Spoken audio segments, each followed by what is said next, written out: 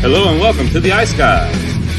This is the show that takes you into the world of the National Hockey League. Every game, every day, from a betting perspective. With pro sports handicappers, Ian Cameron, Alex P. Smith, and various guests from the world of hockey and sports betting. And now, here's your host, Ian Cameron.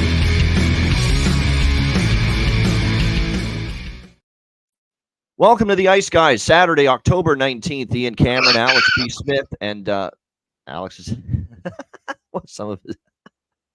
That was meant to be muted, folks, at the time that happened, but nevertheless, Alex is okay, surviving, breathing for now. Ian Cameron, Alex P. Smith, and back with us, and he'll be with us most Saturdays, of course, this season. Calder Brooks once again for this Saturday slate. Huge Saturday card. Looking forward to it here on this big loaded NHL slate, 13 games on tap, and we will get to those in just a moment. I'm going to go quickly with the recap. It was a small card last night. It was a very good night betting-wise. Very, very good, in fact. Carolina, various ways, cashes in with their 4-1 win against Pittsburgh. We had a piece of the regulation, the -1, the team total.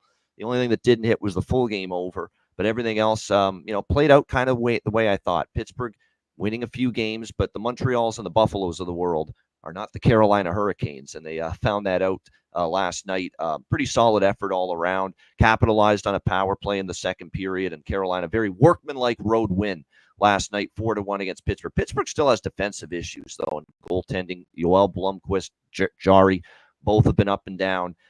And it looks more and more like if Pittsburgh doesn't score 3-4 goals on a nightly basis, they're going to have no chance to win, because it's been very difficult for them to keep the puck out of their net early in the season.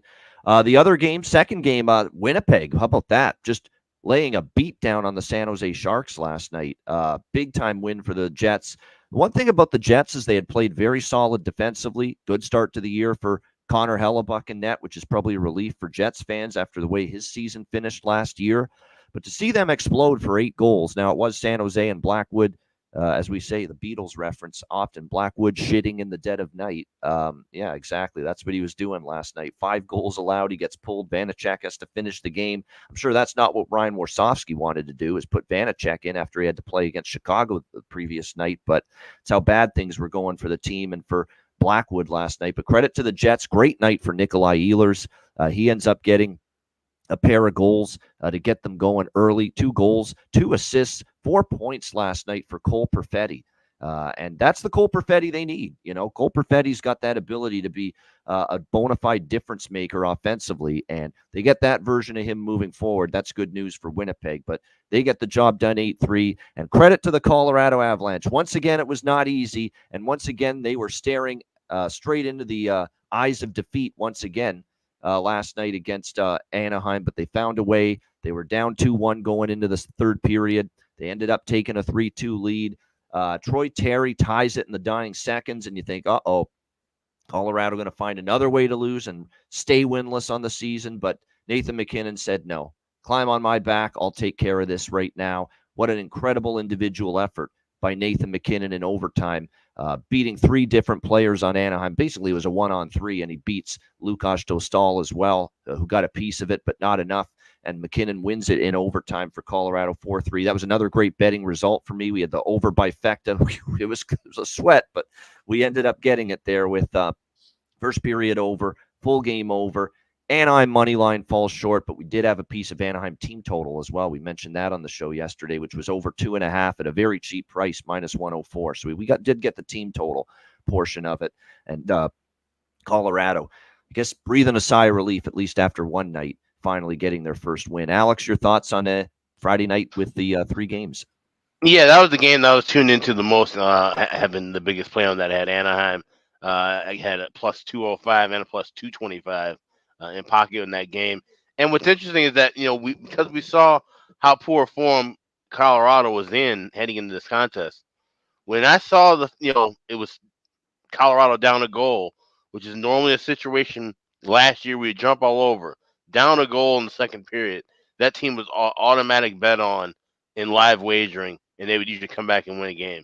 But just didn't trust the form. At least I know I didn't. I know this. I saw there's some people on Twitter who did jump in, grabbed Colorado at plus price, and was able to, and end up winning and turning some profit out of that game. And that's something I should have done. So I'm kind of kicking myself a little bit, after the fact. But it still wasn't an impressive game for Colorado. Once again, here you are having to battle and scrape against one of the bottom tier teams in the Western Conference. They've had their struggles with Anaheim. They had their struggles with San Jose. They've had struggles with some of these bottom tier teams you're supposed to be able to put away, and they were able to overcome that in other years. This may not be that year where we see them come back and win a lot of games like that, especially against better opposition. So that was my big takeaway from that particular game. And then just kind of looking back, I did catch some of I hardly caught anything of the Jets and San Jose. Every time I turned back, it just seemed like the Jets were just increasing the lead. So didn't really focus in too much on that. Did watch a little bit of Carolina and Pittsburgh, and that's an impressive win for Carolina. And like you said, Pittsburgh, they have to figure out something in goal, because as good as Blomqvist looks so far in the NHL level, he's still a rookie, and you're not going to be able to just run him into the ground and give him all a jar of starts, have him start 60, 65 games. So something's going to have to come together, and he's going to have some rough nights. So I don't put that on him, but that defense in front of him is going to have to play a little bit better on some of those nights. And like I said, that goal thing is just going to be a mess if Jari can't figure it out, because now you're riding this rookie and you really don't have any other kind of free fall after that. So those are my takeaways from last night. Yeah, no doubt. And again, in a losing effort, Dostal phenomenal, in my opinion, last night for the Anaheim Ducks. Big saves. Tons of yes, big saves. He did. He's going to be good. It's going to be a good one. The more I see, the more I'm convinced of it. And this is not even close to a great blue line in front of him right now. Wait till you start to bolster that back end for Anaheim. You're going to have a good goalie playing behind it. Any thoughts from you, Calder, what we saw from last night? Yeah, I wanted to point out a big night from Nikolai Ehlers too with Winnipeg. I had the chance to kind of skate with him a little bit in Denmark. He's from up in Aalborg where I played. So very cool. Yeah. His brother's actually playing there now. We played against him last year, but he's a great guy. He skated with us for a couple weeks there before he comes over to Canada. And just good to see him doing well. He's on a big contract there. I don't know if it's... So there's like a little personal, sentimental thing where he's like, yeah, I want to see him do well, right? Yeah, and I think I don't know if it's his last year of his deal or he has one more left. But, if it is a contract year for him, he's hopefully having a good year. And I'm pretty sure it is. I'm pretty sure it is a contract year for Nikolai. He's been in Winnipeg. I mentioned that on the Jets preview. Yep. Yeah, I think that, the Jets are going to do the same thing they did last season and be a great regular season team. And then we'll see how they do in the playoffs. Nothing else really stood out to me. The Pens, I think they're going to have that sort of season where they're, Malkin and Crosby could have great nights. And if they don't, they might struggle a bit. So, overall, pretty standard night. Good to see the Avalanche finally get a win. And that's what I got. All right, let's get to Saturday. We have a huge Saturday slate, few afternoon games, and it starts in a little under 1 hour from now, where we have the Tampa Bay Lightning taking on the Ottawa Senators. Tampa Bay around -130, -135 in some spots. Road favorites, 6.5 the total in this game.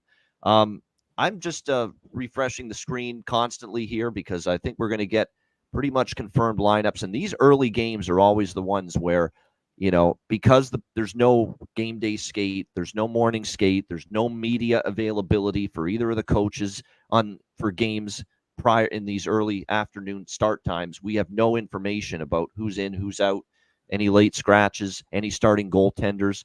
So we are awaiting word of who's going to be in net. If it's Forsberg for Ottawa again, I'll be moving on some kind of Tampa Bay team total over in this game, and probably maybe even the full game over as well.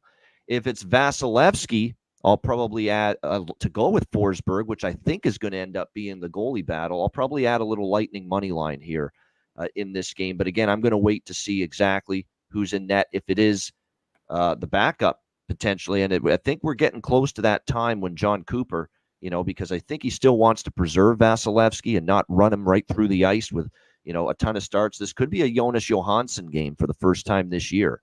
So keep that in mind. And if it's that, then I pivot to the full game over for sure. if we indeed see a Forsberg and Johansson battle. So this is all dependent. This is all lineup dependent for me. How I move, what I bet exactly here with Tampa and Ottawa. The one thing is I won't be on Ottawa. I know that. That's the one bet I know, regardless of the goaltending situation. That's the one bet I will not be making. Can't bet Ottawa with Forsberg in net. Will not go against this Tampa Bay team who's been off to a terrific start.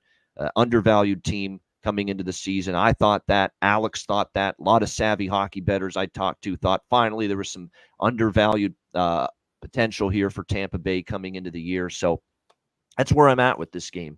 We'll wait to see what the goaltending situation is in the next 20 minutes when it's confirmed. But I won't be. The only thing I will say is I will not be on Tampa money line if it's Johansson.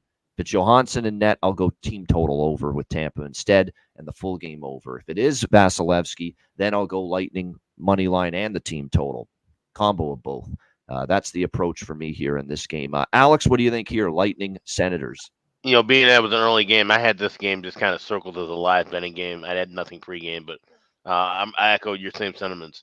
If it is Johansson, you can't go Lightning money line. You have to go team total, and you would have to look at the over as well. Now, I had kind of looked at this maybe as a game where, being kind of early, we could look at maybe some first period overs and full game overs live. But I still want to wait and see how teams react to some of these early starts. Being that this is the first weekend of the season, so I'm not going to rush to jump on some of those early overs or unders just yet. Yeah, I agree with that. Now, Tampa Bay was terrible on the road last year. I definitely understand that. Maybe the hesitancy, and I get that. That's a solid point, but new season. They did play one road game already this year, and they beat Carolina, and they were very impressive in it, 4-1. So this could be a new season. Maybe Tampa Bay will be better on the road this year. Again, it's only one game, but that is something to watch because we know Tampa Bay, big-time problems on the road last year. See if they can rectify those this year. Calder, anything you like here, this first game of the day, Lightning, Sens? Yeah, for me, it just depends on the goalie situation. I would almost even take the under of 6.5 if both Ottawa and Tampa's main guys are in net. But I think, like early games are weird to play in.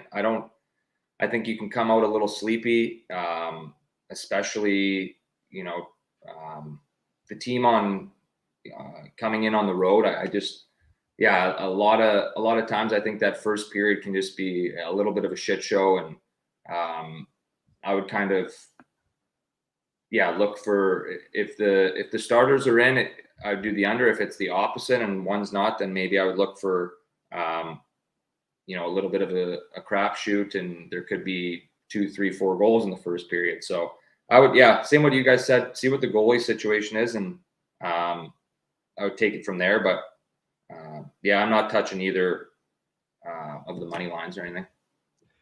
All right. Yeah, Nick Paul, of course. I know Nick Paul hasn't scored yet, but I've been betting the prop most games, I think every Tampa game so far. How can I not bet it today against his old team? And I think he's had a propensity to score in the past since he's been with Tampa Bay against Ottawa. So, hard to turn that down. You're right. Ottawa's supposed to have offense. That's the thing. Someone's saying they even have they didn't against New Jersey. They did score 8 against LA, so it's one of those deals where, they're not as bad offensively as they showed against New Jersey, clearly not as good offensively as they showed against Los Angeles. But again, if it's Johansson, I think Ottawa can break through here. And plus, you got Ottawa off a shutout loss. It's another thing. Again, watch these games where one of the two teams or both of the teams are off a shutout loss.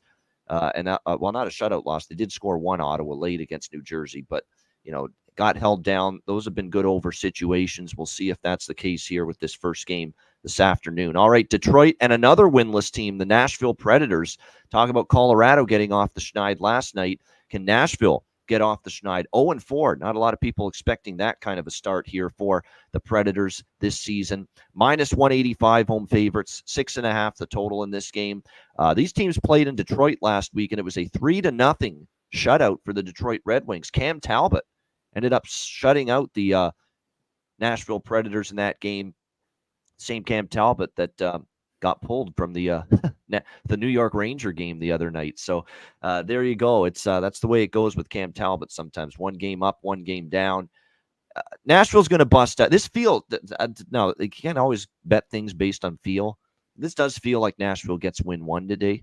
I like the comments after the loss to Edmonton the other night from Jonathan Marchessault saying we got to not just listen to the crowd saying we're a great team and we're going to be great. We have to put in the work to be a great team. We have to put in the effort. And we're not working hard enough right now, he said, as a team.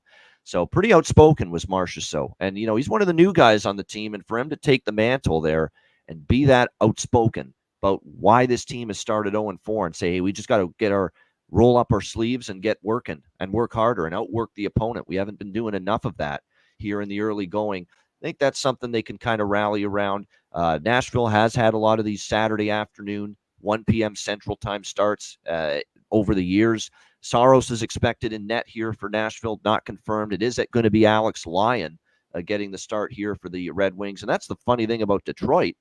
Their only win came against this Nashville team last week. So it'll be interesting to see. It's not like they're flying or playing a whole lot better either. They lost to Pittsburgh at home. Not a great loss at all.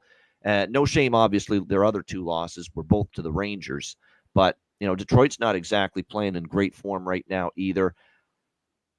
It's just a question of how do I go about it with Nashville? I don't want the money line. I'll say that. And I've said this. Don't ever lay minus 185 with a winless team. Don't do it. But there are other pathways you can use to your advantage to bet Nashville if you kind of agree like I do that this is the spot where they get their first win. I would look at maybe team total over 3.5.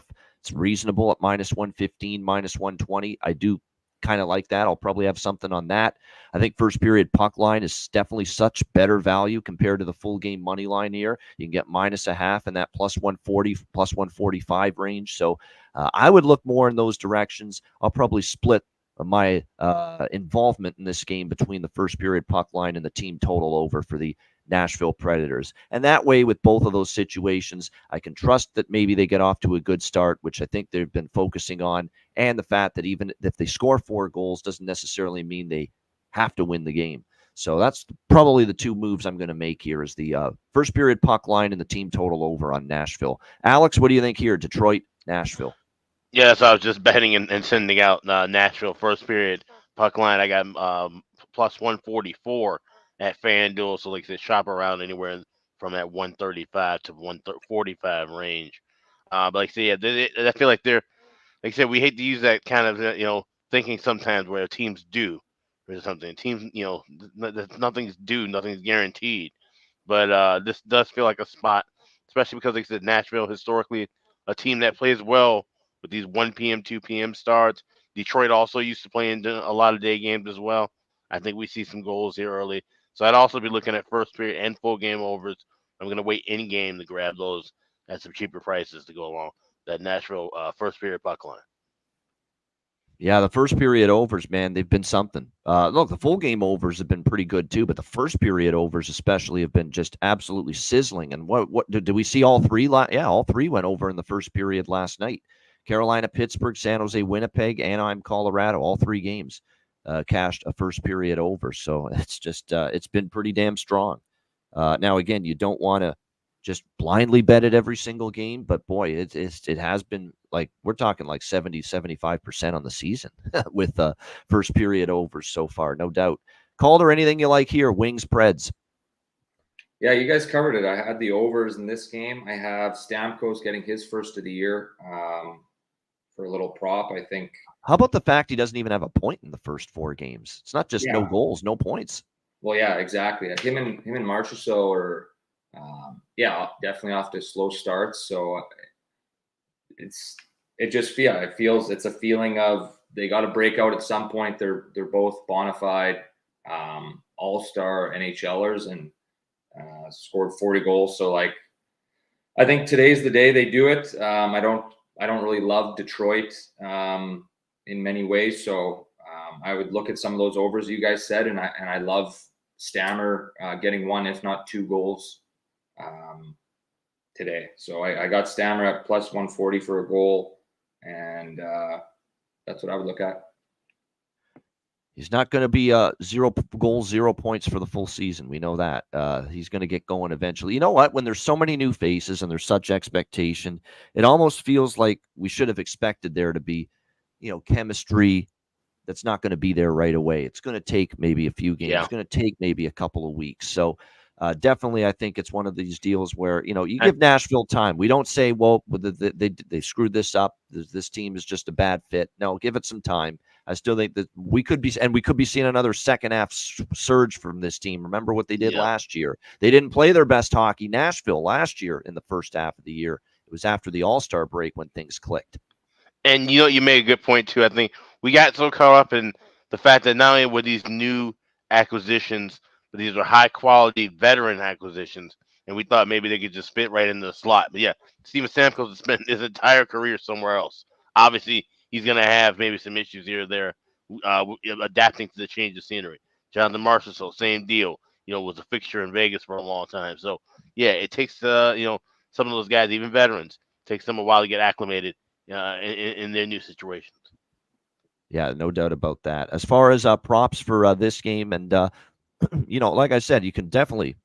It's Marchessault I like Marchessault even more than Stamkos, because Marchessault was the one that was pretty vocal after Edmonton lost, saying we got to work harder. Just makes sense for him probably to find the back of the net here tonight or this afternoon for Nashville. Evangelista's up on the second line. I do think there's a little bit of value there with him going into this particular game. For the Detroit Red Wings, it's been a quiet start for several, of their top 6 guys so far this year. Will any of them get going? We'll have to wait and see. But, you look at it, I could see Lucas Raymond, being able to find his footing now. It looks like he's going to get the opportunity with Tarasenko and Larkin today. We'll see if that maybe gets the young Swede there, Lucas Raymond, going. All right, next up, we've got Edmonton and Dallas. A great matchup, late this afternoon. We've got Dallas minus 115, home favorite, 6 the total. Rematch of the Western Conference Final from last year's playoffs. So definitely going to be a fascinating matchup here. Edmonton getting things going a little bit, at least slowly but surely. They had another team that had a slow start, 0-3, but they've now won 2 straight since the final game of their homestand, coming back to beat Philadelphia 4-3 in overtime, and then the road win at Nashville in their last game. We'll see how this one plays out. That being said, Philly, they've had their struggles. They've had their ups and downs. Nashville's still winless on the year. Bit of a step up here for Edmonton. And I think Dallas is one of those teams where they've been through the wars. I don't think this is the be-all, end-all that they've had this game triple circled or anything like that. But still, deep down inside, I think it means a little something here that they get to play Edmonton, the team that knocked them out, in the Western Conference Final last year. And I love that we get Dallas, too, off their first loss of the year. The first time they had a setback, 3-2 against Washington. It was a pretty even hockey game. The 26-24 were the shots. They couldn't beat Lindgren nearly enough in that game.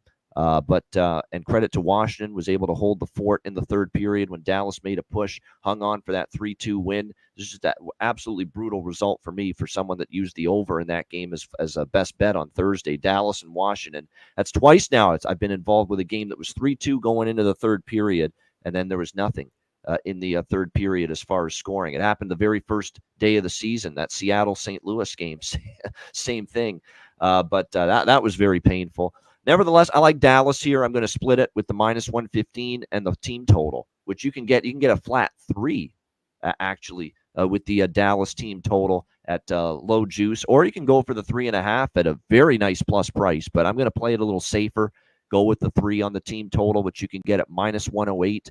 Over 3 minus 108 at Bet Rivers for the Dallas team total, and I'm going to split that with Dallas money line here, minus 115. I am concerned for the Stars a little bit, though, offensively. This is a team that has 4 strong lines, but we haven't exactly seen the offense take flight yet. Only the 2 goals against Washington, only the 3 goals against, 2 goals in regulation, I should say, against San Jose. Haven't been rolling it up. The Seattle game, too, another one for Dallas, only 2 goals in that game. They haven't gotten things fully rolling on all cylinders yet offensively. Will today be the day? Maybe playing a team like Edmonton, a team that's right there with them in the Western Conference mix, team that played them in the postseason last year and ended their season. Maybe that gets them going a little bit today offensively. But to me, it's just, I don't want to say it's been bad, Alex, for Dallas offensively, but considering what they have up front, I feel they haven't been that offensive machine that maybe I and a lot of people were expecting from Dallas so far this year. What do you think here, Alex? Obviously, one of the good matchups we got going today, Oilers, Stars. Yeah, I think we're going to see a better start from Dallas here, especially knowing that's coming against Edmonton, coming against the team that knocked them out of the playoffs. They've had their battles in recent years. So I think we definitely see a better start from Dallas. So I did jump on that first period over, small at 1.5 minus 125. But what I like even more than that is second period, both teams to score. Everybody who's watching this last year remembers the run of Dallas second period overs after the run of Dallas first period overs in the beginning of the year. That was something significant. We've already seen that cash 3 of the first 4 games where both teams have scored in the second period. So at plus 114, I'll go a little bit larger. You can grab that at FanDuel. Second period, both teams to score, plus 114, Edmonton and Dallas. There you go. The second period, both teams to score there for Alex with the Oilers and the Stars. Calder, what do you think here, Edmonton, Dallas? Yeah, I like Dallas straight up here. I don't think it's good to see what you mentioned. They coming off their first loss of the season. I would always, if they didn't and they won their previous game, I would kind of be the opposite and going towards Edmonton. But I think it's one of those games where you suffered your first loss. Now we're not worried about how long we can go undefeated. That's not really in the minds anymore. We got to get back on track. It's against Edmonton, who knocked them out. I just think they're at home, and I'm just a big Dallas hockey fan. I think they have a great team.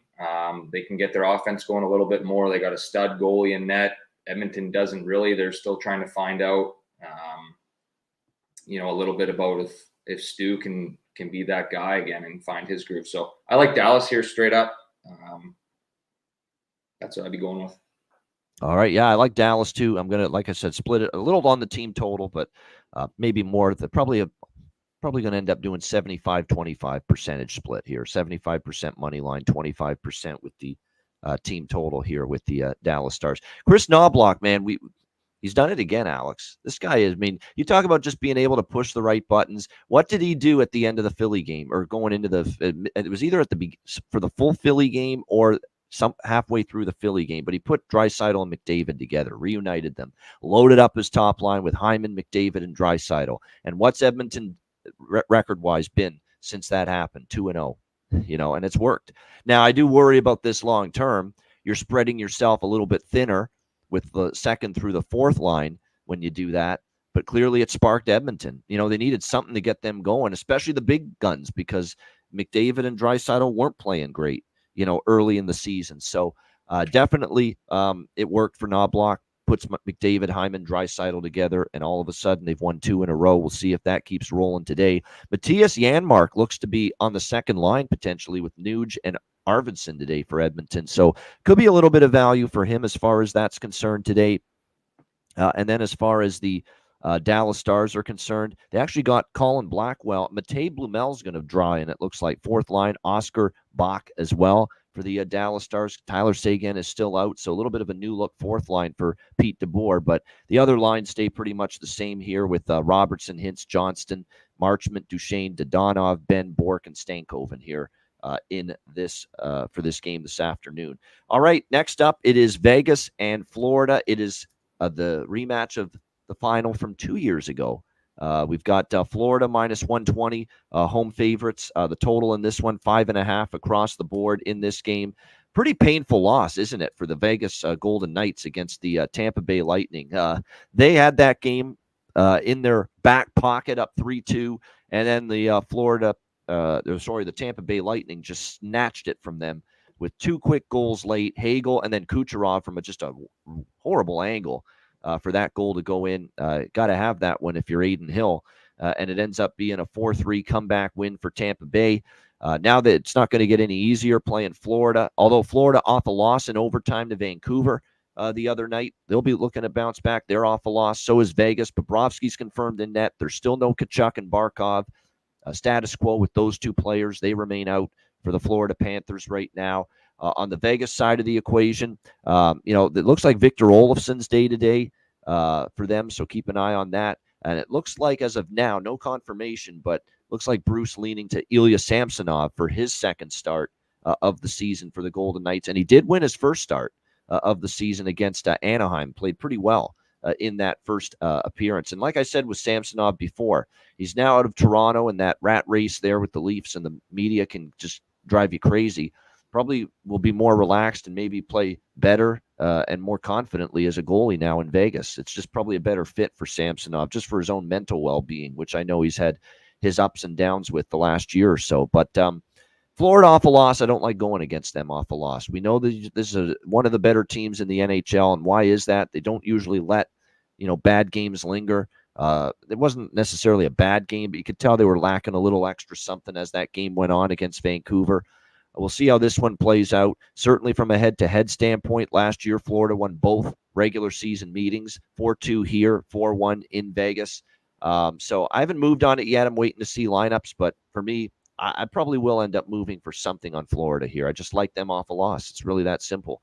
And Vegas on the road continues to have their question marks and their concerns. Last year, they were not a good road team. And sure enough, what do we see to start this road trip? 0-2 to begin the road trip, losing to the Capitals and the Lightning in just stunning fashion the other night. Alex, what do you think here? Vegas, Florida.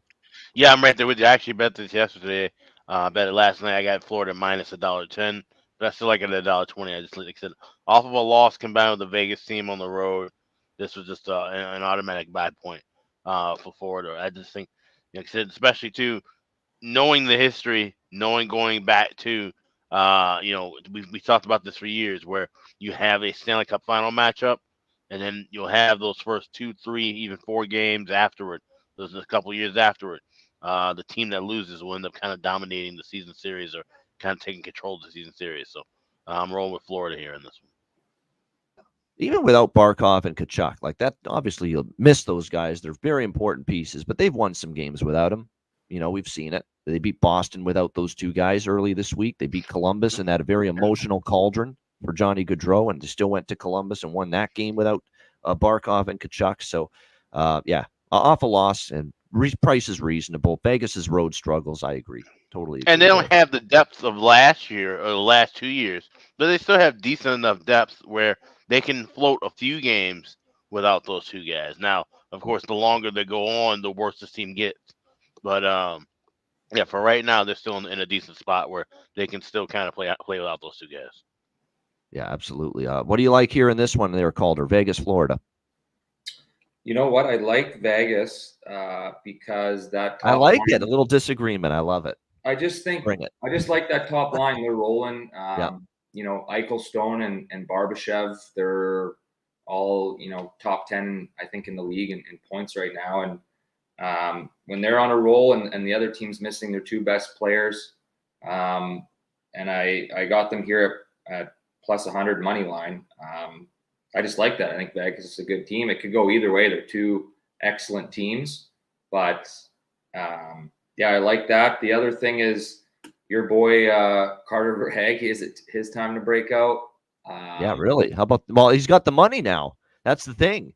Why I liked his goal props early, in the fucking Florida preview show. I didn't think Bill Zito in the first week of the year is going to roll out a little press conference and say we got the deal done. And now the pressure's off. This guy doesn't have to, have the huge monster season anymore. He's got the money. He's got the big long-term deal now.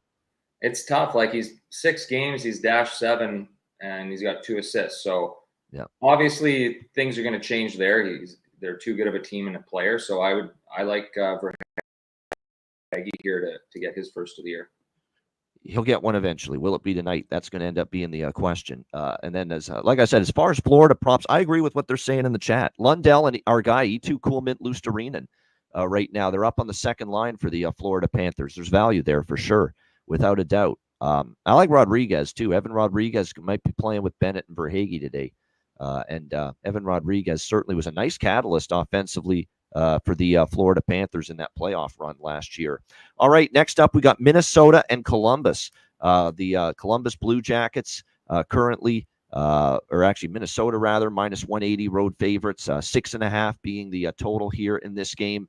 These teams played last week in St. Paul, and I'll tell you what, Minnesota escaped 3-2. We'll see how this one plays out. I'm taking a shot with the home dog here, though. I'm going to take a shot with the Jackets here. Plus 150. Going to take a little team total as well with 2.5 at minus 120. A very cheap, reasonable price here in this game. I really like now. Look, keep in mind it was Buffalo, struggling Sabres team, but to have that kind of performance, find a good team win after a very, very emotional night for the entire organization on Tuesday, I definitely like that from Columbus. That was a real good sign, because that was not an easy night to go through on Tuesday, and to play the way they did against Buffalo was very good. Now, offensively, we like them. They've still got some things to tidy up in the D zone, Columbus, for sure. A lot of room for improvement still. But nevertheless, I love what I'm seeing up front from them. They're generating a lot of chances. The Russian group of players they have, Marchenko, Shinikov, they continue to play very well. Werenski's having a great start from the blue line. Monahan's been very solid. Fantilli's starting to heat up the last couple of games as well for the Columbus Blue Jackets. And there are still some injuries here for Minnesota. There are for the Blue Jackets too. I mean, Kent Johnson is going to be an unfortunate absence for them, no doubt. He is someone that they're going to be relying on, but he's going to be out for this game as well. And, of course, they've already been without Boone Jenner, Voronkov. Merzlikin's day-to-day is not that big of a deal because the gap with him and Tarasov is minimal. Tarasov will get the start again. Philip Gustafson gets the nod for Minnesota, but Hartman may not play. And more importantly, Jared Spurgeon, who's one of the guys they really count on defensively, still out for the Minnesota Wild. So I'm going to go with and there's also, I think, a full game over and an over. There is an over by Facta for me as well. So 4 bets here. Columbus plus 150 with a little Columbus team total over 2.5 minus 120, and a little bit on the over by Facta here as well with the over 1.5 first period over. I actually got over 6 minus 125 at Pinnacle. Decided to take 6, lay a little price rather than the 6.5. So over 1.5, over 6 for me with the Wild and the Jackets as well. Alex, what do you think here? Minnesota, Columbus. Yeah, I think Minnesota gets a fast start on the road here, so I took a shot with them on the money line, on the puck line, rather, I should say. I got plus 150 last night, laying the half a goal, but I also have them first period over 1.5 minus 130 as well. So I expect goals early, but I think Minnesota can come out of there with a lead. So I might end up adding that correct score first period, maybe a 2-0, 2-1. That catch for us already this year, so I'll probably have a little bit of that sprinkled as well too on Minnesota. Yep, that definitely good price on that if you like Minnesota, that first period puck line. Alex liking that here for the Wild tonight. Calder, what do you think here? Wild Jackets. Yeah, I'm kind of going off the board here again, just because the value I'm getting with Columbus at plus 150. I just kind of like that. I don't have a lot of faith right now in the Wild. They don't score a lot, but they also haven't given a lot up really either. So, yeah, I just think you can. I like the Jackets at plus 150, and they're at home, and I think they're kind of maybe a little bit past that situation, having that big sort of emotional game last game there at home, and they can hopefully just get back to playing a regular season game, and it's kind of a good value bet for me. So I do Columbus there. We have our confirmed starters in Ottawa. Vasilevsky for Tampa Bay, Forsberg for Ottawa. So there we go. Those are your starters, which means I'm officially on Tampa Bay minus 130, 35, split with Tampa Bay team total over 3.5 at around even money. So that's where we're at with that game, the little lightning split there. And with that one, I'm going to add a little full, not by Facta, but a little on the full game over as well. But more so on Tampa, money line Tampa team total over. Prefer those two in that game.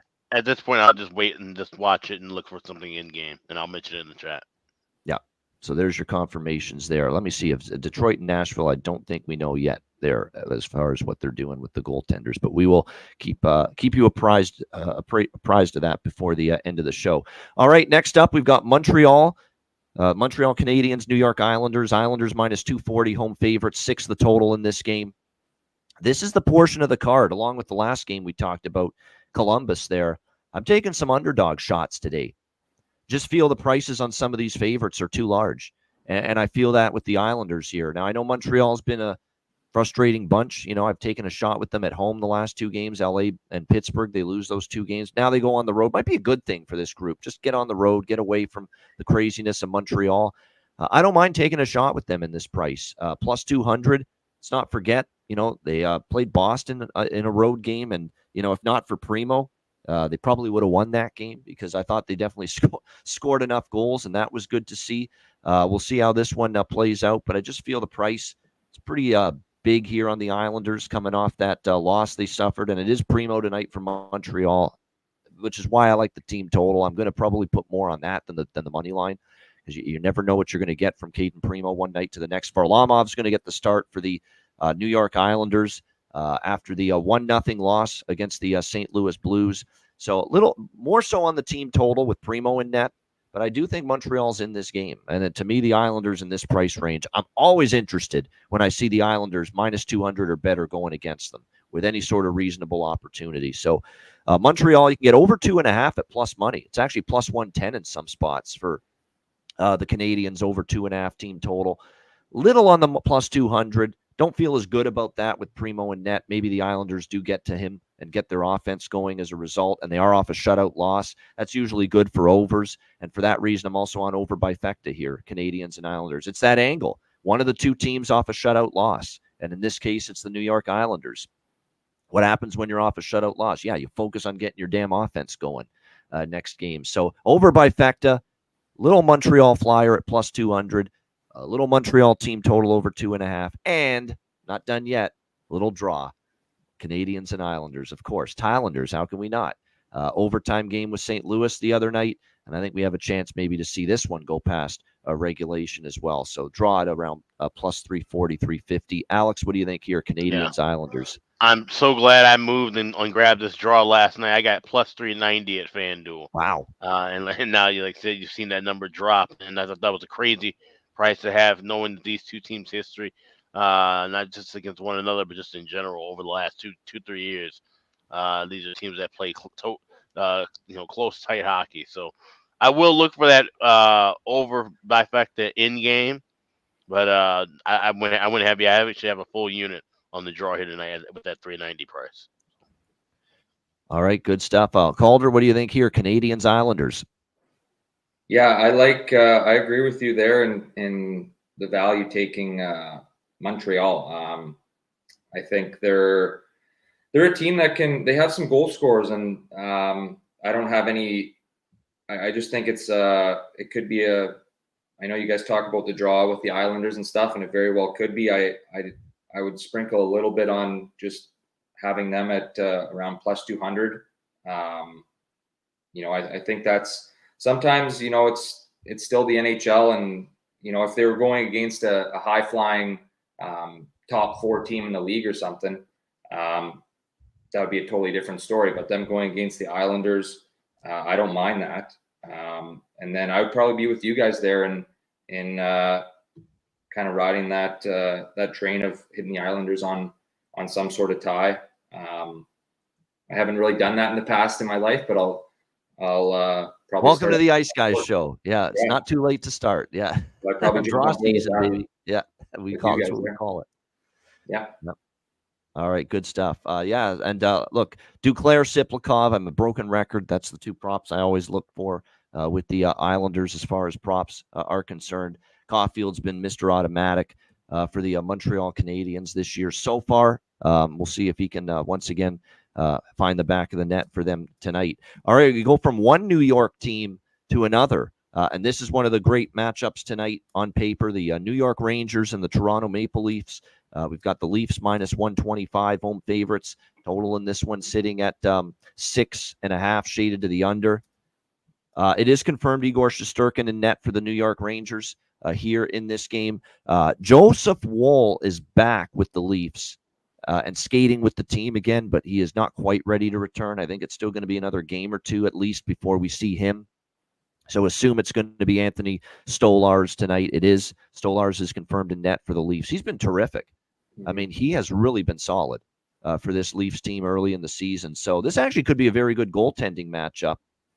I actually think this could stay under the total. Now, the Leafs finally had an over the other night, but That LA team, they've been loose defensively at times this year. I think this has the feeling of a game that could actually stay under the total with these two goalies. And Craig Berube is still preaching that this team play good, solid, fundamental team defense. We'll see if that comes out to play here. And I know the Rangers lit up Detroit, the last 2 games in a row, but Toronto is, definitely a better defensive team. Everything you see about Toronto, we thought on roster-wise on paper they were better defensively this year. When you watch Toronto play with their eye test, they are a lot more buttoned up in their own zone this year than I've seen in recent seasons. So that, to me, I got that sneaking suspicion. And I'm not a big under guy, but this one might be a lower scoring game. I'm passing the game, though. I think it's a great game to watch. I don't really want to fade either of these two teams at the moment. What do you think here, Alex? Rangers, Leafs?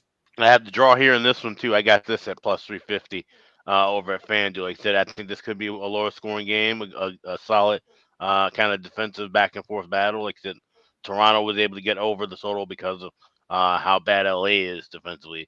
Obviously, playing a much more a much better team here in the Rangers overall. So I think it's gonna be a close kind of a battle. I think we could see goals early, and then we see things slow down to a pace. So I'll wait for the under. I actually, hope to see a goal or 2 early, grabbing a live under at a higher price, and then hope this game hits the brakes, and then we go into overtime. All right, draw for Alex. Great game, though. I'm looking forward to this, definitely. I mean, these are two teams that are really playing well right now, on top of their game, and we're going to find out. So only one can win tonight, so it's a nice little early season, matchup here between two teams with very obviously high expectations this year, especially the Rangers, who are thinking cup or bust probably this year. What do you think here, Calder? Rangers, Leafs? Yeah, I like the Rangers here. I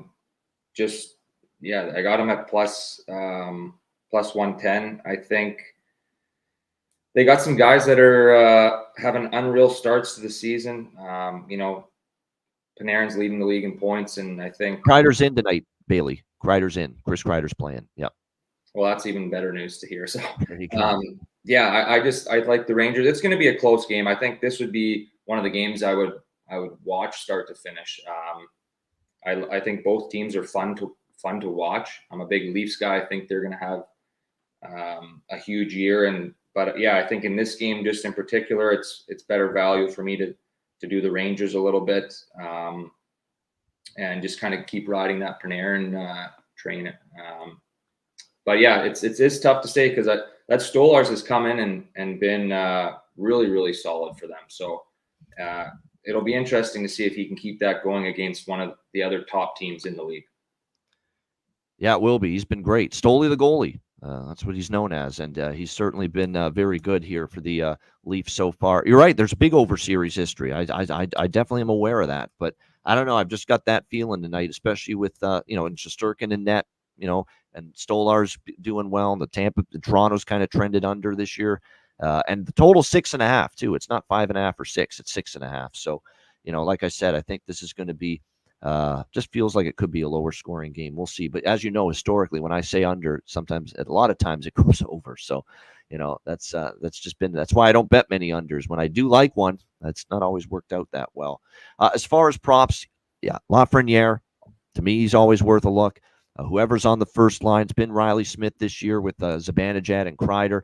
Matthew Nye still has value. I'm going back to the well with Bobby McMann. Bobby McMann was up on the second line for Toronto. Against the LA Kings. He scores a couple of goals. Craig Berube, he rewarded Craig Berube for putting him back in the lineup. And it looks like he's back there tonight with Domi and Nylander. Bobby McMann, man, this guy can play.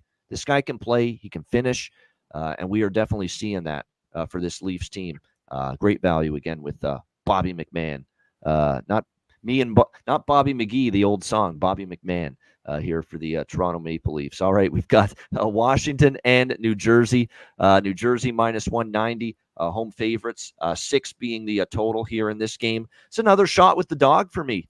And it's funny because these teams played last week in Washington, and I was all over the Devils in that game multiple ways. First period puck line, full game money line, jump on Washington because New Jersey had played a few games, and it was Washington's first game of the season last Saturday night. Now the roles are reversed a bit. New Jersey's a little overvalued. I know they've bounced back after losing to Carolina, beating Ottawa 3-1 the other night. But this Washington team, I continue to be somewhat impressed. More than a little bit somewhat impressed. They've been solid since that loss to New Jersey. You look at what they've done. They beat Vegas. They beat an excellent Dallas team 3-2 the other night. They defended the lead. They shut things down when they had that 1-goal lead, and they made it stood up. So the Capitals, as a team early in the season, now, again, I'm not saying it's going to be this way indefinitely, but so far early in the season, we have seen some good things here from this Capitals team. And this just, to me, in this spot, looks like a New Jersey team that's just a little bit overvalued here. And Washington has given New Jersey fits. Prior to the last Saturday night game, last week, the game where New Jersey won pretty comfortably, feasted on a Washington team not having played a game yet. Last year, it was one tough game after another for New Jersey when they played Washington. They didn't have an easy time of it against the Caps. So I really do think there's value here with Washington getting plus 160 in this game, and I'm going to take a shot. Alex, what do you think here? Capitals, Devils. Yeah, it's a pass for me because it's such a huge card, but I would lean Washington or nothing. He said that, especially at this price. This is a huge price, especially when you talk about a guy like Logan Thompson, who I think is going to have a really good year. We both agree that he's going to be the guy that kind of. And I prefer him to Lindgren. Yep. Yeah, absolutely. So at 160, definitely a price worth buying on for him. But like I said, this is a heavier volume card for me, so it's a pass. But heavy endorsement toward Washington. Yeah, I just think, again, it's I like New Jersey. I really like the way they're playing, but in this spot at this price with a team that's historically given them a tough game, I'm okay taking the Caps here at this number. What do you think here in this one, CB? That's what I'm going to start saying, CB. Washington and New Jersey. Yeah, I'm kind of with you guys there. I like the Caps. I don't really know. It's hard to really go against. I kind of think Ovi's might catch a little fire here and start scoring a few goals. I'd love to see him get like 25, 30 goals this year. I don't know if that's going to happen, but that's kind of where I'm leaning here. I think it's pretty good value. Yeah, I got Washington here at plus 160. I think it's too much to bet the Devils. I think obviously the Devils are a better team, but yeah, I'm with you there. I don't really know if I do much, but if I did, I might, try and do Washington there at plus 160. Paul Cotter, man. Even though I like Washington in this game, you got to look at Paul Cotter goal props right now. He's been absolutely on a roll here early in the season for the New Jersey Devils. I think he's probably worth a look here in this game. I would also say that consider maybe taking a shot with Protas again if he remains on the top line tonight for this team, this Washington Capitals team. So again, we'll see if Protas, whoever's on that top line with Strome and Ovechkin, and I think it might be Protas again. Definitely going to be a little bit of value there for a goal prop there. Anyone playing on that line on that left side. All right, we got Vancouver and Philadelphia next up on the slate. Vancouver minus 145, road favorites, 6 the total in this game. I was looking to bet Vancouver in this spot. I like these situations when a team wins that first game, gets off the schneid, and sometimes they get a little pep in their step, a little mojo, a little bounce in their step following a win like that, like Vancouver had against Florida. I just don't know if I want to lay minus 145 on the road. It's just not a price I'm really enamored with, but it's a brutal spot for Philly. Philly had a very long road trip. They looked gassed at the end of that Seattle game the other night, just really hit the wall, especially when that second period, when they just basically unraveled for Philadelphia. The 3 goals that Seattle scored to turn a 2-1 game into a 2-2 game into a 5-2 game late in that second period. So now they're back home. It is the home opener here for the Philadelphia Flyers, but since Philly beat Vancouver in Vancouver early in the season, and now you got this Vancouver team finally with some confidence off a win and in revenge mode, too, for losing at home to the Flyers earlier this season. So I was looking to bet Vancouver, but don't love the price. I would lean to the draw here. Close game. I could see it. But nothing major here with the Canucks and the Flyers for me. Alex, what do you think here? Vancouver, Philly. It's another pass for me. If I looked at anything, it'd be over, especially with Kevin Lankinen confirmed in net. But that scared me off of the Vancouver regulation money line. Like you said, would put me closer to the draw. So this is going to be a pass as well. All right, Calder, what do you think here? Vancouver, Philadelphia. Yeah, I'm kind of liking Philly here. They've been on a little bit of a skid. I think they've lost 3 in a row, so they're back home. It's kind of one of those games where it's time to get out of that slump. I think there's going to be some talks in the dressing room of, we're at home now. They know they've lost 3 in a row, and you don't want to have those big slides that can, especially early on in the season. It's tough because Vancouver hasn't been doing well either, so they're probably feeling a little bit of pressure as well and trying to get back into the top of the standings. So yeah, I just think with where Philly's at, they're at home. It's a tough place to go in and play. I don't mind taking them, but yeah, I think it is going to be a close game though, regardless. Yeah, definitely. I could definitely see it being that way. There's no doubt. Yeah, Bolts and Sens, yes. Just it's like a 2-minute warning, 5-minute warning. If you haven't gotten your bets in for that game yet, make sure you do so, because they'll be dropping the puck there in a few minutes in Canada's nation's capital there with the Senators and the Lightning.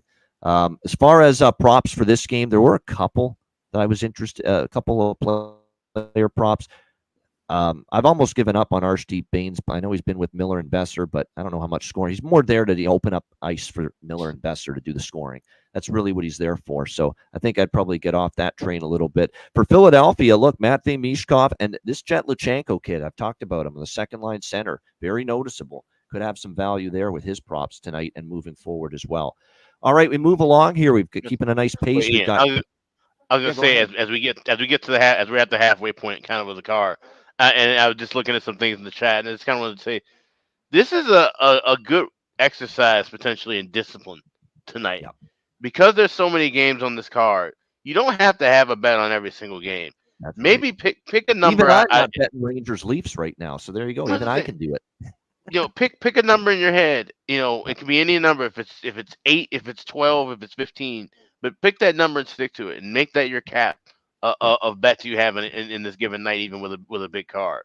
I know, like I said, a lot of these matchups are kind of tough, and it's the first weekend. We always talk about this all the time. Saturdays and Sundays are really tricky in the NHL because of that fact, the weekend factor. So just tread lightly, and it's okay if you pass on a few games on a big card like this.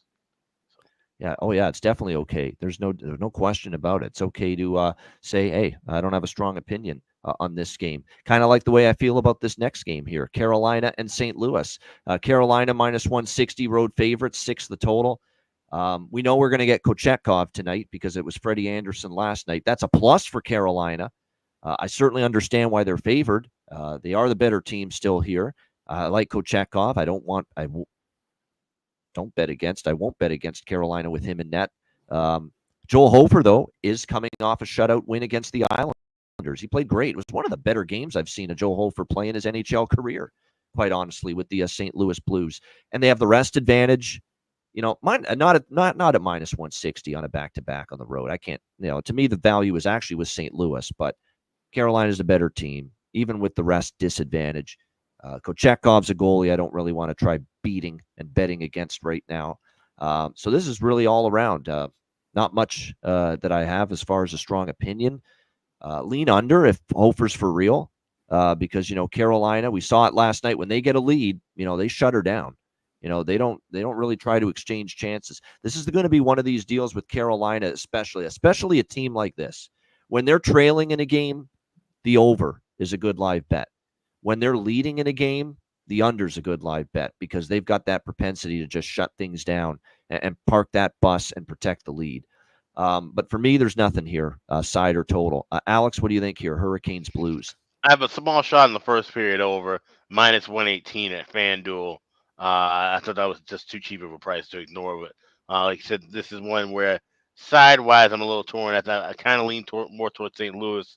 Like I said, I'm not really rushing the fade Kochetkov in some of his starts. So it's going to be a pass me on the side, and the full game total just going on the first period over.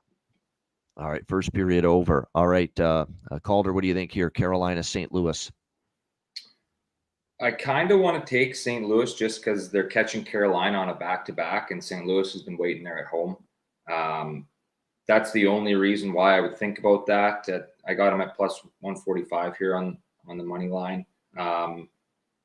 It's tough when you have a team waiting there. They're at home. It'd be different if St. Louis was traveling to Carolina, because then it evens things out maybe a little bit more in that sense. But St. Louis is waiting there. Carolina played last night. I would think about that, but yeah, I don't know if there's much else that I really love about this game. It'd probably be more of a pass for me, but that's something just to think about if people are. It's catching teams on a back-to-back night when you're sitting there waiting at home is a big advantage.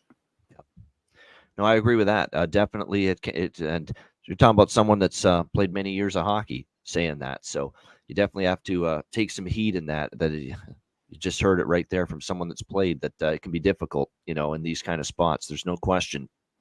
We'll see how it goes. Like I said, Hofer was really good. Now, I know the Islanders are a hot and cold offensive team, but that's a positive for the Blues that they got him playing that well. And especially considering that blue line still has a few injuries, few issues. Of course, we're not going to see Krug. Leddy's out.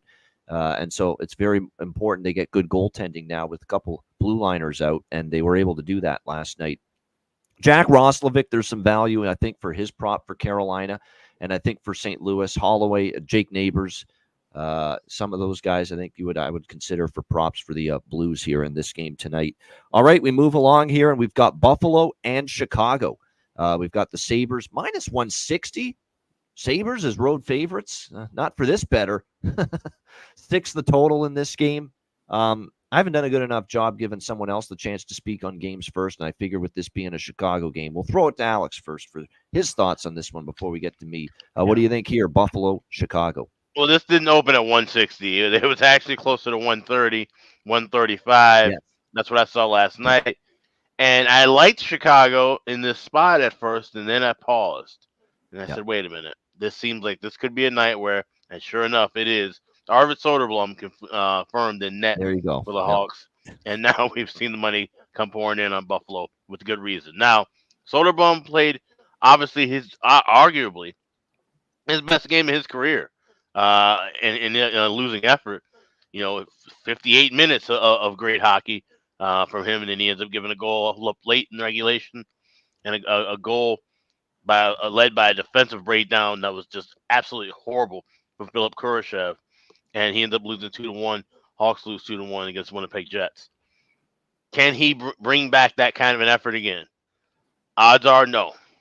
Usually when we see him get a win or get a quality start, he backs it right back up with a bad effort. So I have nothing here now on this game. I was leaning toward Hawks. I was leaning toward first period over, leaning toward both teams to score in the first.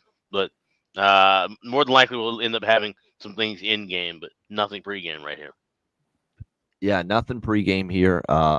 We know so, but Soderblom, let's also remember, even though historically we think not very good at all, and the results have shown that, he is coming off a spectacular gem in a brutal, tough luck loss to Winnipeg last Friday night. He was outstanding, and Alex said it, and I agreed, and I thought it as well. That was the best game maybe he's played in net for the Chicago Blackhawks. If you get that Arvid Soderblom tonight, this is absolutely a live home underdog tonight.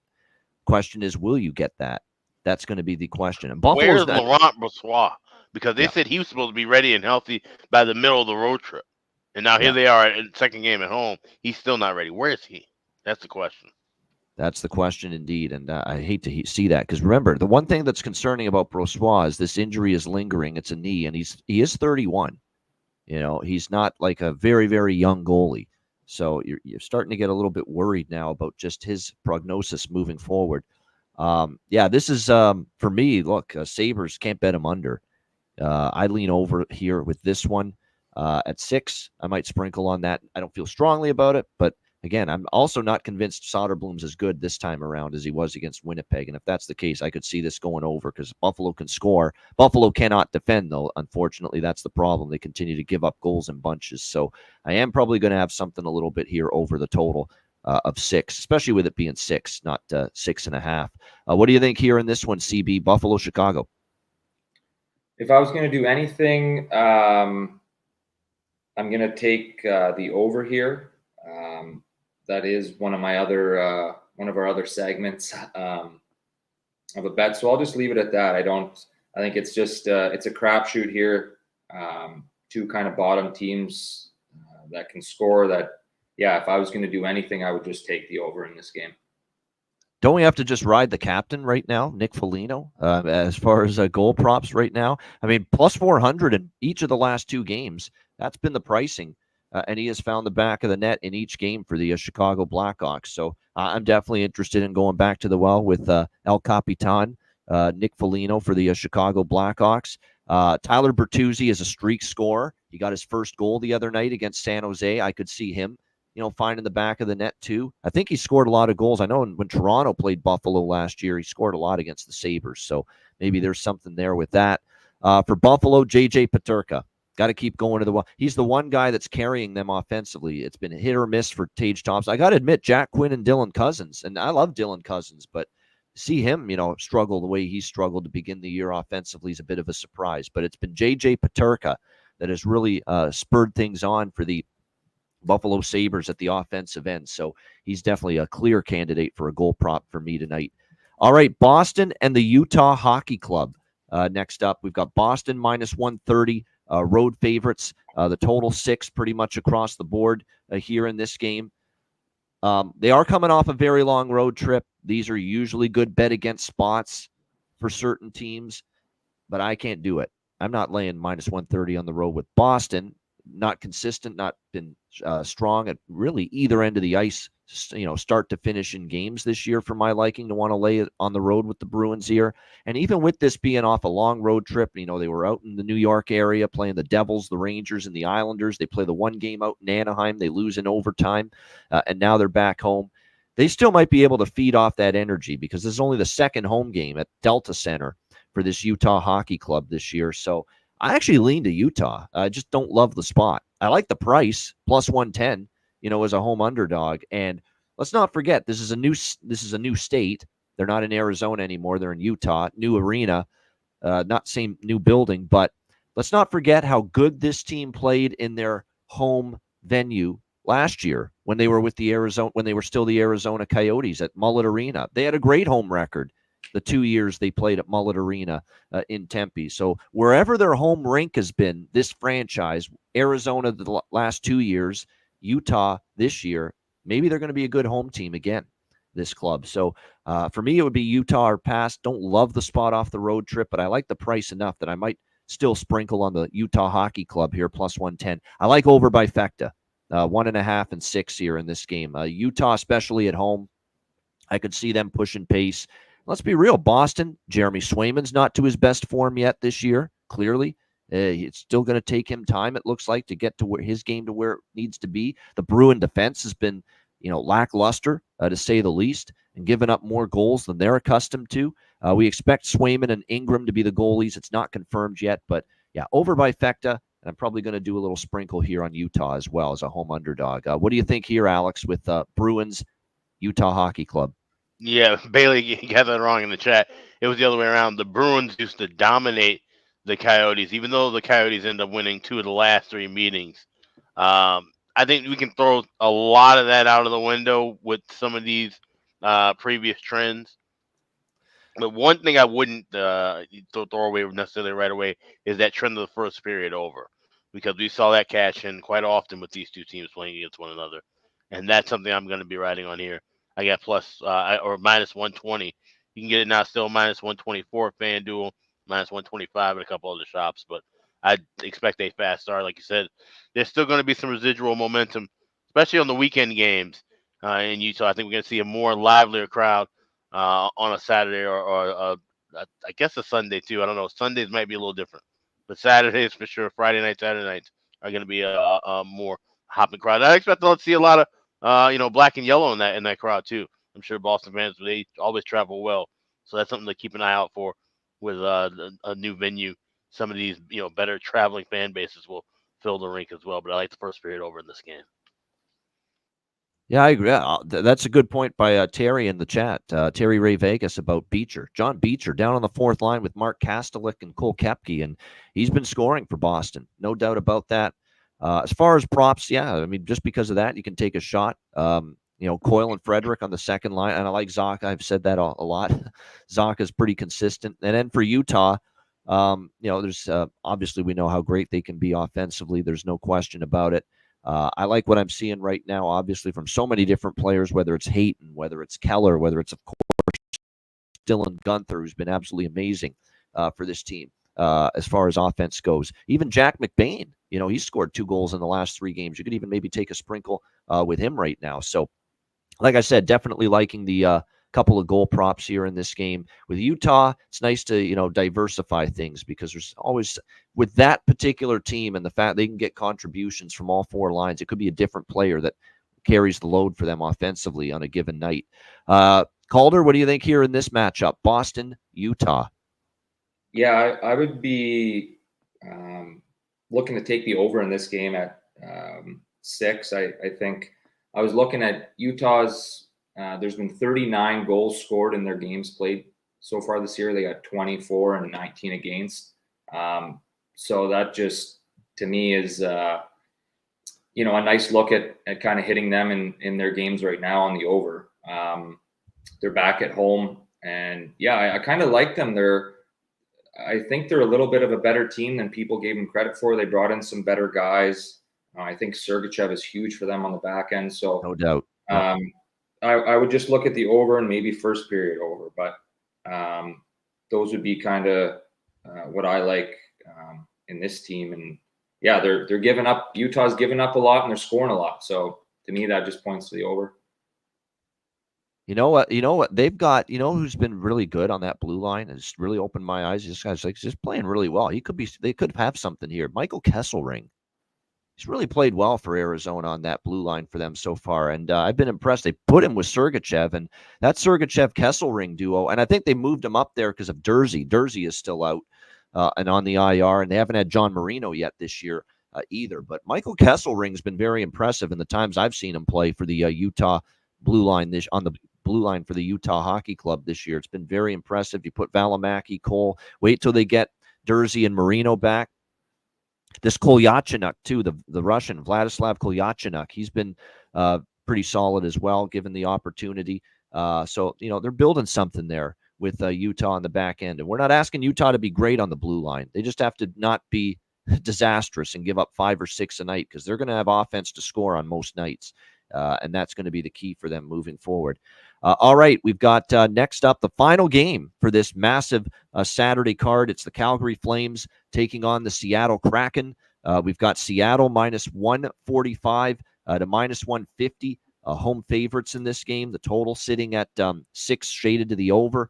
Obviously, we've got the undefeated Calgary Flames, yet priced as plus 130 road underdogs here in this game against the Seattle Kraken. So very interesting how this is priced.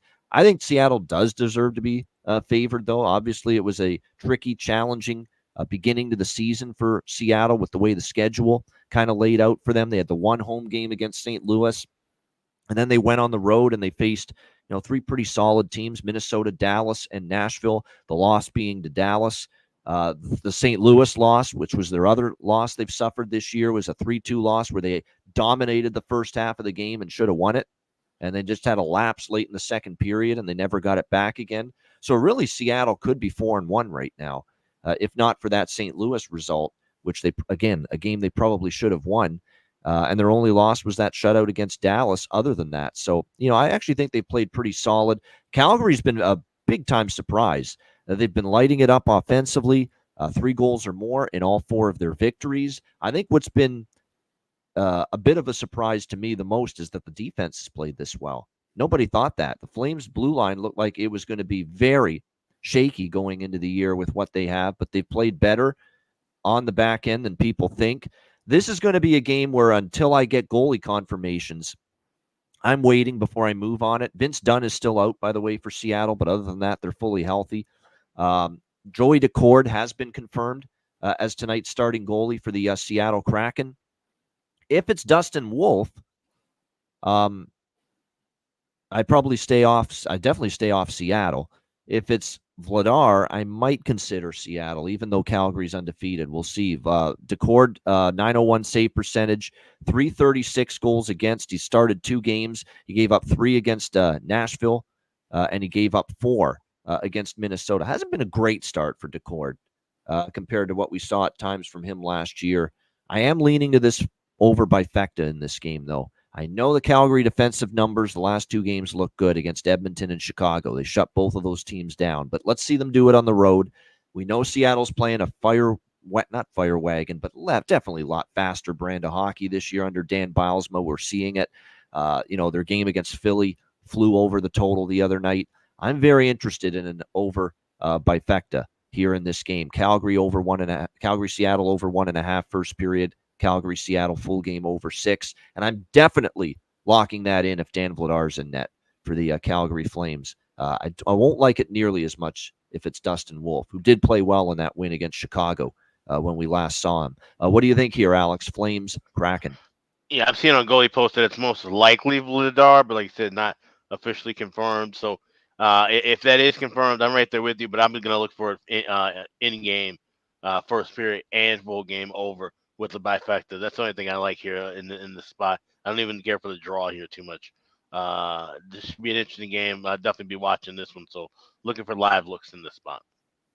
All right, looking for live stuff. And like I said, if Wolf's in net, we maybe rethink it. But I still might go forward with it. I absolutely will. If it's Vladar in net, we'll go with that first period over, full game over bifecta. And like I said, with Seattle, we said coming into the year, they're going to be better offensively. 3 of their last 4 games now have gone over the total. They've scored 5 or more in 3 of the 4 games. And they're getting contributions from a lot of different sources. It's not just McCann and Eberle anymore. Bjorkstrand stepped up. Tolvanen scoring some goals for them. Shane Wright gets off the schneid against Philadelphia. Brandon Montour gets a goal from the blue line, and he was supposed to definitely enhance them power play-wise. Moving the team north to south, the puck movement from defense to offense, the transition game. Brandon Montour is supposed to help that a lot for Seattle. So that was good to see him get on the board against Philly. A lot of better offensive pieces, and obviously playing a system where aggression is rewarded under Dan Bilesma compared to the last regime. So lots of reasons to think Seattle will continue to play, at least some overs until we see some more adjustments in the numbers. What do you think here in this one, Calder, final game? Calgary, your Flames, and that is Calder's favorite team. Calgary Flames taking on the Seattle Kraken. Yeah, I want to stick with them. I kind of just think it might be time for them to get their first loss of the season in Seattle. It's just the way I'm leaning on this. I like the over. Both teams, they got 20 goals and 19 goals scored so far this year, so they can put up some good offense. So I like the over maybe. But yeah, it's hard to go against the Flames, but it might be time for them to get their first loss in Seattle. That's my thoughts on that game. I respect that. No homer behavior here from Calder Brooks, even though he's a Flames fan. He's going to be honest and forthright, and he kind of feels the way I do. This might be the spot for that first loss for Calgary. That being said, the reason why I'm not bullish on taking Seattle is the price. I mean, minus 150. I don't love that price for the Seattle Kraken necessarily. As far as goal props, look, and that's another thing that's been impressive about Calgary's start. They've gotten a lot of different players contributing offensively. They're a good team to bet goal props because it could be someone different every night. But Mantha, Pospisil, Huberdeau, that's a capable line. Kuzmenko on the top line with Kadri. They put Matt Coronado up there, and I think Matt Coronado is a great value tonight on that top line. And he got going offensively in the last game for the Calgary Flames as well against Chicago. He scored the first goal. He potted the empty net goal in that game for Calgary as well. So Matt Coronado's got finishing ability. He's shown it at the American Hockey League level. Just haven't seen it consistently when he's been up with the Flames, with the big club, but he's getting an opportunity on that top line. Zary, Backlund, Coleman, your third line. Can't sleep on them either. For Seattle, Shane Wright, I'm going to go back to the well. Gets that first goal. A little bit of a slow start for him, but he gets that. He had chances. Finally, the puck went in for him against Philadelphia. Bjorkstrand starting to heat up. He's probably worth a shot as far as props tonight as well. So keep that in mind. Definitely some good player props here for Seattle tonight. Bjorkstrand, Wright especially are the two that stand out for me, and maybe Eberle as well for the Kraken. Great stuff. Great discussion, of course, and analysis on this huge Saturday card. Shout out to everyone in the chat on YouTube. Over 400 viewers live right now on all platforms, whether it's Twitter, Thank X, you, Facebook, everyone. or Twitter, X, Facebook, or YouTube. We thank everybody for sure for viewing on a Saturday. Hit the like button. We appreciate it very much. Just like we appreciate all our great Patreon members. And if you're not one yet, it's not too late. $10 per month, patreon.com/iceguys. Again, our daily betting card posted there, sides, totals, player props each and every day on the page, goalie charts, totals charts, power ratings, and more. Bonus content, live betcasts exclusive to Patreon members only, coming your way later on in the season as well. So make sure you sign up. $10 per month, patreon.com/iceguys. Yes, also make sure to check out the Ice Guys store, iceguys.myspreadshop.com. 20% off everything. Still got several days left on that deal. We got everything in stock except for a couple of mugs, but everything in stock right now, clothing-wise, all the hoodies, all the caps, all the hats, and you can get 20% off. Hit the redeem button at the top of the page, and it'll be taken out and check out. So check that on out right now at iceguys.myspreadshop.com. All right, we got bargain bin special of the night, and yes, our Saturday guest Calder Brooks has also chipped in with a bargain bin winner previously earlier this season. So we got bargain bin special of the night and best bets coming up right after we hear from our great Ice Guys sponsors.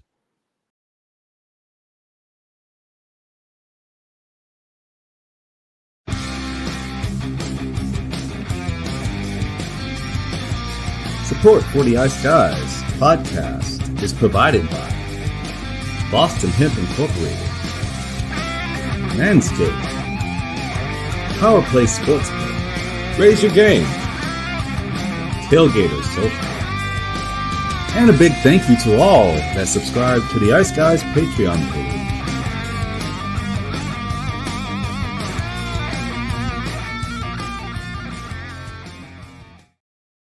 Everyone loves a perfect pair. Bacon and eggs.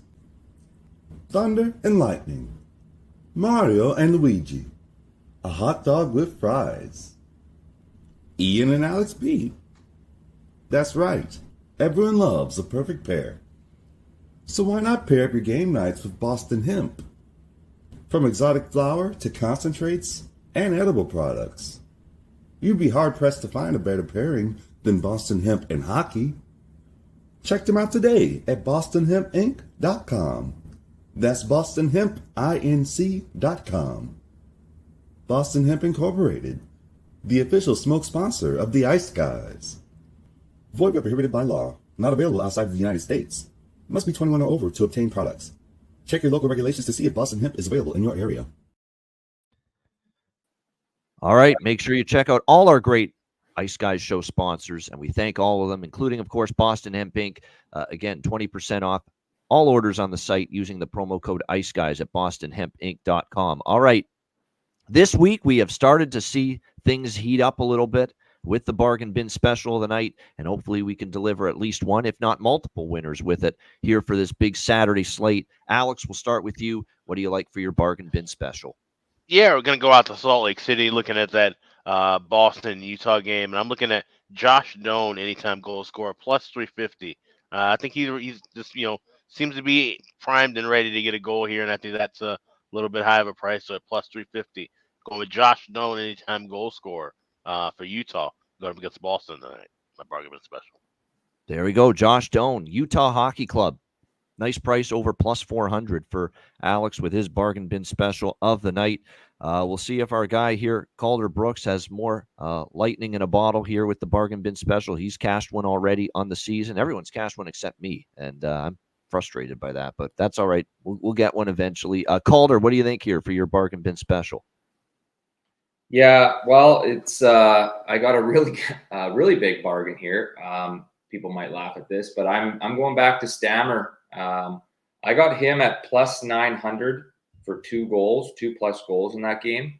And I know that's, a super sort of risky thing, but I like the way I do it is I put very little amount. Like I'm not talking put a lot on it by any means. Yeah, of course. Yeah. I just think I think he's just it's time for him to pop off. And typically when guys kind of wait a while to get their first one, I feel like a lot of times they can go off for two. And, guys score in bunches, and he's one of those guys. And especially the reason I like it is because he's going against Detroit. And I think it's just a good setup for him to pop off for two. So I think that's a risky one, but I think it's kind of funny and a good thing to sprinkle some on. It's a risky one in the fact that he hasn't scored yet, and you're asking him to score two, but at the same time, it makes a lot of sense that there's a good chance if he scores one today, he could score another one later in the game. That Stamkos can be like that sometimes. He's another one that can be streaky, and when he scores, he can score in bunches. He's had a lot of multi-goal games in his career. So maybe today is that day to break out and help this Nashville team get off the schneid and get in the win column for the first time this year. So Calder Brooks rolling with Steven Stamkos, Nashville Predators, 2 or more goals, plus 900 for his bargain bin special of the night. Mine is going to be the last game we talked about, Calgary and Seattle. Someone that's moved up to the top line for Calgary, someone that scored twice in the last game against the Chicago Blackhawks. We're going to go with Matt Coronado here at plus 570 at Patano. Again, playing with Kadri and Kuzmenko on the top unit for the Calgary Flames. So, like I said, this is the kind of situation we like. He's up on the top line, plus 570, an absolutely outstanding price, scored twice. One of them was an empty netter, but he still scored twice against Chicago. So Matt Coronado, Calgary Flames, plus 570, bargain bin special of the night. We should ask David Shelton what his bargain bin special of the night is. He's unbelievable. For those of you on Twitter X, David, I appreciate you guys saying thanks for your help. That's all you, man. No, I didn't force you to say put that in a parlay, a goal score parlay, and bet it. That was all you. You made the decision. You put the same game. You put the parlay together, the goal score parlay. I'm glad that some of the concepts we've talked about on the Ice Guys help make your decision, but don't give us all the credit for it, David. You ended up making the bets there and cashing, and these are these big time risking $25 or $50, and he's turning them into $10,000, $11,000 with these goal parlays that he's hit. Nice. A couple of times this week. Incredible stuff, David. Congratulations.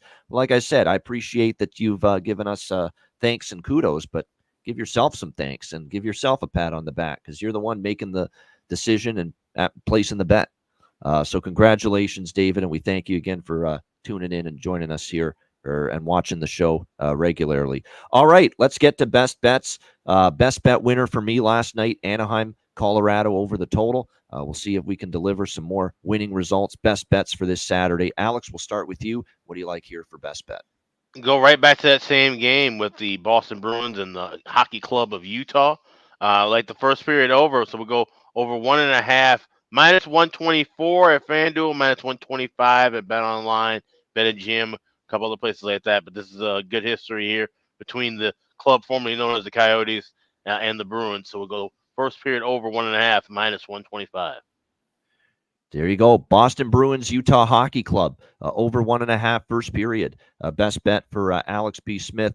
Calder Brooks, great job again. What do you like here for your best bet? Yeah, I got the over in Chicago and Buffalo. It's over 6 at minus 110. I think both those teams can score a lot of goals and don't have a ton of defense to go the other way on it. So to me, the over in that game just makes a lot of sense for best bet of the night. All right, there we go. Buffalo, Chicago, over 6. And certainly chances are a little bit better potentially with Soderblom, albeit we need the Soderblom we know very well. We'll see if we get that one again or if it's the Marty Brodeur Soderblom that we saw against Winnipeg a week ago. But nevertheless, I'm with you there. Buffalo, Chicago, over 6, I think is worth a look. Buffalo, Chicago, over 6, best bet for Calder Brooks. My best bet here for this Saturday card, man, there's a lot to choose from. I got to admit, it was tough to narrow things down here as far as a best bet for this card. I'm going to go to the late game. I've used Calgary, Seattle as my bargain bin. I'm going to use Calgary, Seattle as my best bet as well. And we'll go over 6, minus 115 with the Flames and the Kraken. I think this one does find its way up and over the total. Both blue lines, I think, are a little. I know Calgary's given up just 1 goal. I think it's going to be difficult now going on the road against Seattle, who's been scoring lately. We expect Vladar in net. I think Calgary can find the back of the net here as well. Goal scoring has not been an issue for the Flames here early in the season. So Flames Kraken over 6, -115 for my best bet here for this Saturday NHL card. That's a wrap. Shout out to everyone in the chat. We appreciate it very much. Hit the like button on the way out. Just some final thoughts, too, from Calder on the way out. But great job. Great appearance again today. And thanks for always joining us here on these weekends. Yeah, absolutely. I was just looking at the 2-0 Ottawa score in that game. Great start for the Sens. Yep. It made me think too, like, going into Ottawa for Tampa, it's a little bit of a sleepy sort of city. They look like it so far. Yep. Early game. That's big comeback against Vegas where they stole it in the last 3 minutes. Yeah. They look like they're a little asleep. They haven't hit the alarm button yet. Tampa. Yeah. Easy to say now that it happened, but it just kind of, it does make sense. But maybe now that's when you kind of put a little bit on Tampa for. It is Forsberg in net, and it's early. Keep that in mind. Yeah. And wait, Calder, let me ask you a question as a former player. Does that make a difference too when, the environment of, we talk about, differences of playing in daytime and nighttime, playing in rinks that are, livelier than others. But does that make a difference? Like I said, the environment of, you're not pulling into Ottawa. You're not going into downtown Ottawa. You're going out in the suburbs, and you're kind of in this isolated area. You get off the bus, you look around, where the fuck am I? Heading into the rink, and then you go in, and the crowd may not be all there. Do those intangibles make a difference as a player on the road, where you just kind of, recognize and see that your environment's different than, a buzzing, barn on a 7:30 on a Saturday night, where, some of the other spots might be a little different?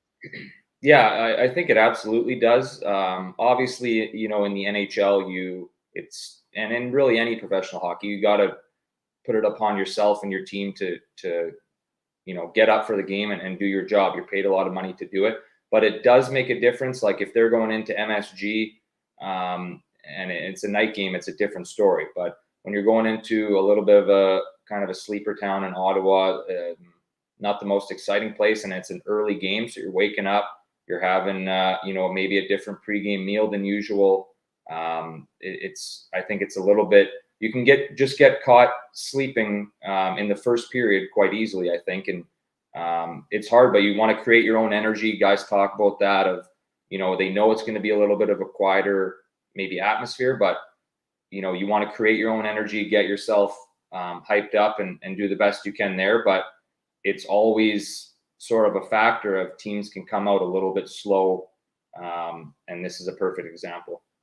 You're right. And you're saying maybe the little smaller towns, not the glitz and the glamour of a New York or an LA or something. You go to a place like Ottawa, you're more prone to that little bit of a sluggish beginning to a game. And I love Ottawa's downtown's a nice little spot there, but you're right. It's not the high glitz and glamour entertainment type of city. Well, the rink's an hour away. Like it's, yes, it's in a terrible spot. They're getting a new rink downtown, though. I think so. Right? Yeah. We're talking long about overdue. That. Yeah. In our Ottawa season preview, we kind of went over that a little bit. Yeah. No, the downtown's okay. I like the Ottawa, but you're right. The problem is the fucking arena there, Canadian Tire Center. It's nowhere close to the Ottawa downtown. It's in Canada, Ontario. A suburb I just always personally wondered that though, because you have that, the dynamic so different where you have rinks that are downtown, you have rinks that are kind of isolated and far away, and everything looks different, and that just can, just like I said, everything adds to the experience, and for players on the road, pulling into kind of a weird looking or a building or like in a middle of nowhere kind of area, that could just be kind of just a different kind of feel. Yeah, exactly. And like I said, the new arena downtown Ottawa will help big time. There's no question. That's a good thing that Ottawa's finally going to get that new arena built. I will say one thing about this Tampa-Ottawa game before we wrap up the show. Next goal is critical for Ottawa. Not Tampa, Ottawa. Because Ottawa's got to get this to 3-0 to really feel like maybe they're going to have a grasp on this game. Tampa makes it 2-1 and it's game on again. And the panic starts to set in and Forsberg starts to get a little, jittery maybe in net again because his confidence is kind of waning early in the season. So next goal is very important in this Lightning Senators game. Great stuff. Go ahead, Alex. Yeah. Oh, no. I was just going to say a live look. If you like Tampa to score next goal, maybe this would be the time to also grab the money line. Yeah, exactly. If you think they get it to, again, 3-0 before 2-1, it's critical in a hockey game for the team that's leading. And we've said that for a couple of years now on this show. Great stuff. Again, thank you to everyone for joining us on this Saturday. Hit the like button on the way out. A reminder, the Ice Guys is live set. Oh, and by the way, Betcast Tuesday night. And Calder, you're invited if you can join us for a little bit Tuesday night. Live Betcast. October 22nd, 6 p.m. Eastern, 5 p.m. Central. We'll be going all evening through the Frozen Frenzy. Every NHL team in action, all 32 teams, 16 games on Tuesday night. And we will be on for a live betcast for the entire night, Tuesday night, October 22nd. Looking forward to that. Bring your beers and your favorite drinks as well. It'll be a lot of fun. Play some live bets. Comment, as we always do. Comment on all the games as they take place. Viewers and listeners of the show joining us, maybe some special guests as well. Make sure you join us Tuesday night for our first Ice Guys live betcast of the NHL season for the Frozen Frenzy. A reminder, the Ice Guys, again, live 7 days a week, Monday to Friday, 2 p.m. Eastern, Saturday and Sunday, noon Eastern. If you can't watch the show live, download the Ice Guys podcast in audio form on all major podcast platforms. For Alex B. Smith and Calder Brooks, I'm Ian Cameron. Have a great Saturday. Enjoy the games and good luck. And we will be back with you tomorrow on Sunday for another edition of the Ice Guys.